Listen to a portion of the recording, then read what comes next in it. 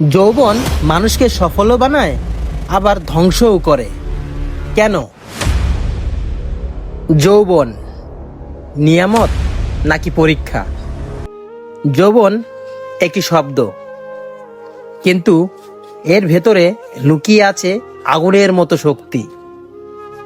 এই শক্তি একজন মানুষকে পৃথিবীর সর্বোচ্চ সম্মানে পৌঁছে দিতে পারে, আবার এই শক্তির অপব্যবহারে একজন মানুষকে ধ্বংসের গভীরেও নামিয়ে দিতে পারে।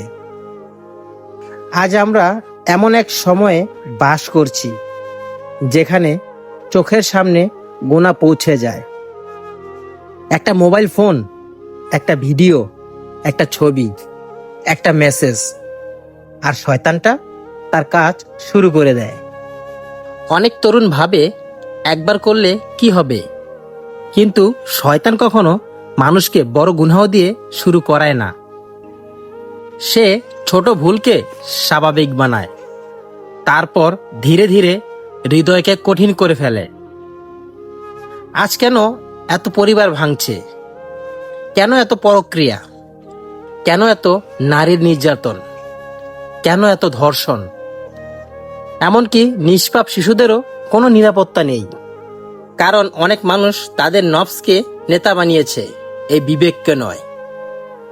মনে রাখুন, যৌবনের চাহিদা থাকা অপরাধ নয়।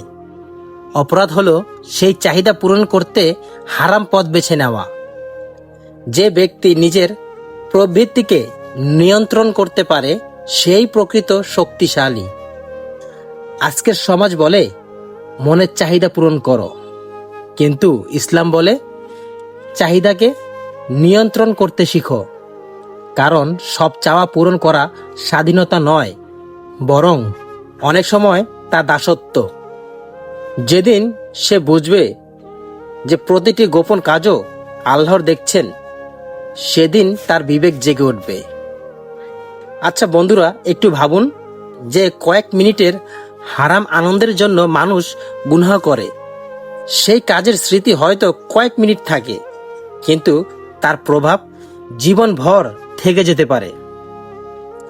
কিছু ভুল পরিবারকে ধ্বংস করে দেয়, কিছু ভুল সম্মান নষ্ট করে দেয়, আর কিছু ভুল মানুষকে আল্লাহর থেকে দূরে সরিয়ে দেয়।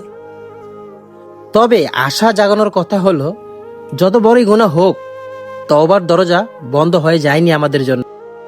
যদি হৃদয় এখনো কাঁদে, যদি গুনাহর পর এখনো অনুশোচনা হয়, তাহলে জেনে রাখুন আল্লাহ এখনো আপনাকে নিজের দিকে ডাকছেন।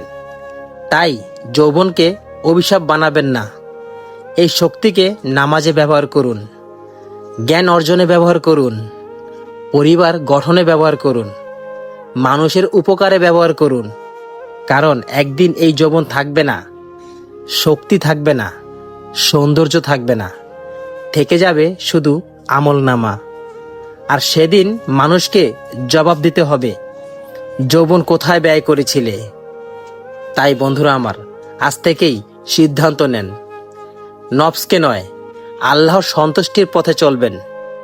কারণ যে ব্যক্তি নিজের প্রবৃত্তির বিরুদ্ধে লড়াই করে, তার জন্যই রয়েছে প্রকৃত সফলতা। আর যে যৌবন আল্লাহর আনুগত্যে কাটে, সেটি জীবনের সবচেয়ে বড় সুন্দর যৌবন। সুবহান আল্লাহ। আল্লাহ তাআলা আমাদের এই কথাগুলো বোঝার তৌফিক দিন। আমিন। আল্লাহকে স্মরণ করো, শয়তান দুর্বল হয়ে যাবে।